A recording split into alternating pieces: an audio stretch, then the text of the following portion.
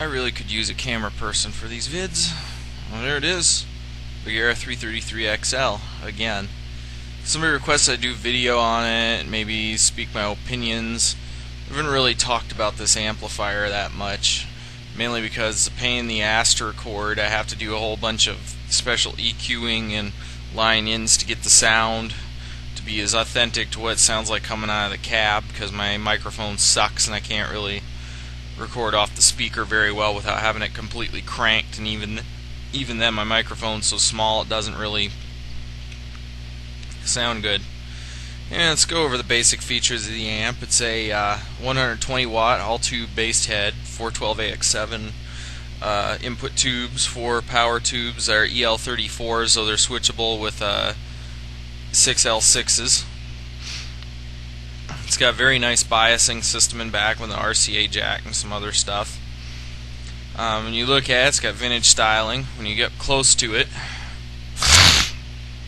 it's got the standard amp, power, and standby.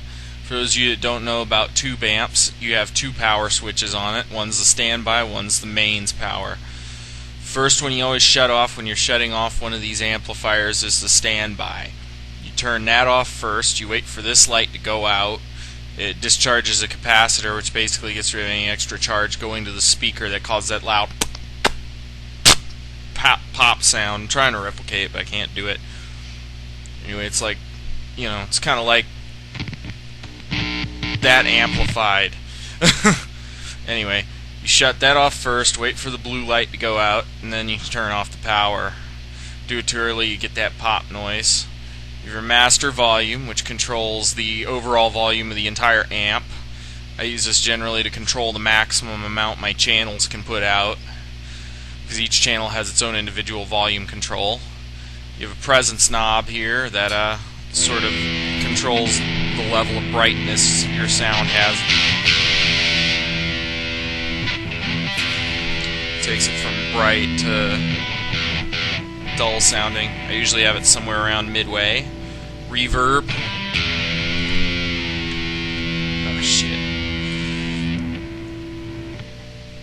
Another control I have is the reverb control. Just hit that button, orange button there, and you hear that reverb sound. You have gain boost, which ups the volume, as you can hear. You can also kind of hear the relay switching. This amp has 2 inputs. You have low gain and high gain. Low gain is generally meant for guitars with active pickups. High gain is meant for passive pickups, but me, I just use everything on the high gain because I'm crazy and I like a lot of distortion at times. Then you have your clean channel, which just has 4 controls, very simple: treble, mid, and bass, and a volume knob. It's nice spanky sounding channel. Get more into the sound of it later. Then you have your crunch and lead channels, which are these 2 here. Crunch is the orange one, lead's the one that's red. Each channel has its own color LED. You have green for clean, orange for the crunch, and then red for the lead. And each channel has its own switch, XL switch for it, which boosts the gain and boosts the mids just a little bit. Yeah. You can barely hear the difference it makes, though. But and then listening to the other channel,